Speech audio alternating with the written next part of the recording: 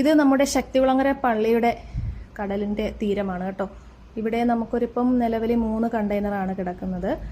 ഇതിൻ്റെ ചുറ്റിനും തികഞ്ഞ സുരക്ഷയാണ്. പോലീസുകാരും അതുപോലെ തന്നെ കസ്റ്റംസിൻ്റെ ഉദ്യോഗസ്ഥരും ഒക്കെ ഉണ്ട്, ഫയർ ആൻഡ് സേഫ്റ്റിക്കാരും ഒക്കെ ഉണ്ട്. ട്രെയിൻ ഉപയോഗിച്ച് അവിടെ കടലിൽ സൈഡിന് 2 എണ്ണം കിടക്കുന്നു. അത് 2 എണ്ണം വലിച്ച് കരയിലേക്ക് അടുപ്പിക്കുവാണ്.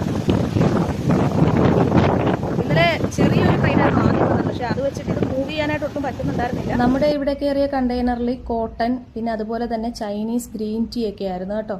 അല്ലാതെ ഈ വാർത്തയിലൊക്കെ കാണിക്കുന്നത് പോലെ അപകടമാണ്, ജലബോംബാണ്, അങ്ങനെയാണ് ഇങ്ങനെയാണെന്നുള്ള കാര്യങ്ങളൊന്നും നമ്മുടെ ഇവിടെ അത്ര അപകടകരമായ കാര്യങ്ങളോ രാസവസ്തുക്കളോ അടങ്ങിയതോ ഒന്നും കയറിയിട്ടില്ല.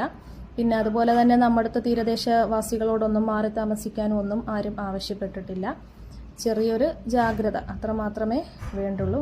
പ്രത്യേകിച്ച് വലിയ കുഴപ്പങ്ങളൊന്നും നിലവിലിപ്പോൾ ഇവിടെയില്ല.